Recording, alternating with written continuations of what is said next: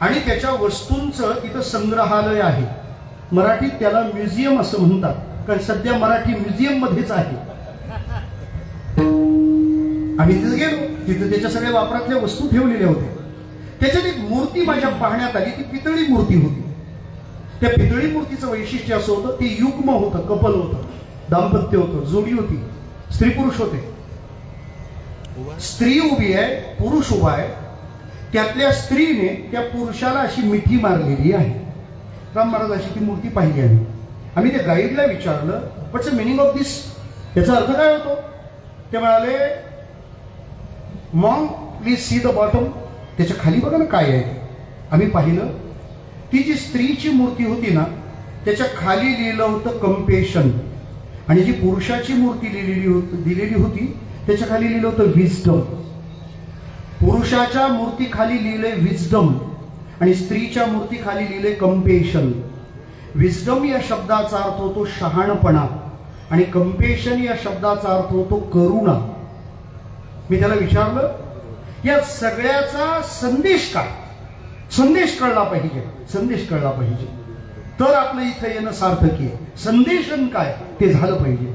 तो म्हणाला, जिथं शहाणपणाला करुणा मिठीत घेते त्याला संत म्हणतात. श्रोते हो, मला भारतातलं सांगायला भूतानला जावं लागलं. चाकरवाडीचे माऊली दादा म्हणजे काय? शहाणपणाला करुणेने मारलेली मिठी म्हणजे माऊली दादा. कारण कधी कधी करुणा असते पण तिच्या मिठीत अज्ञान असतं, आणि कधी कधी ज्ञान असतं पण ते ताठर असतं, ते मिठी मारत नाही. साधू किती दूर राहतो, नाही नाही नाही, माऊली दादा हा शब्द आहे आमच्याकरता, ती आई आहे. सांगू आपल्याला, नाथ महाराज म्हणतात, सामान्य आई आम्हाला पोटातून बाहेर ढकलते, पण आमची दादा माऊली आम्हाला आमच्या अपराधासह पोटात घेते. माऊली दादांनी आमचे चूक पाहिली नाही, आमचे दोष पाहिले नाही, आम्हाला आमच्या गुणदोषासहित स्वीकारलं. येऊ शब्द जगासाठी, पण त्या साधूला पण स्वतःचा काही आनंद असेल ना.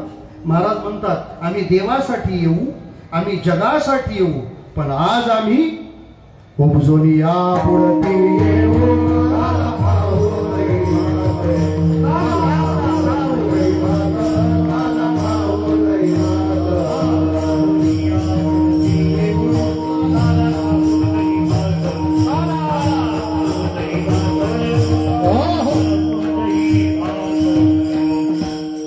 दही भात काला खाऊ आणि तो खाण्यासाठी उपजोनिया पुढती येऊ. महाराज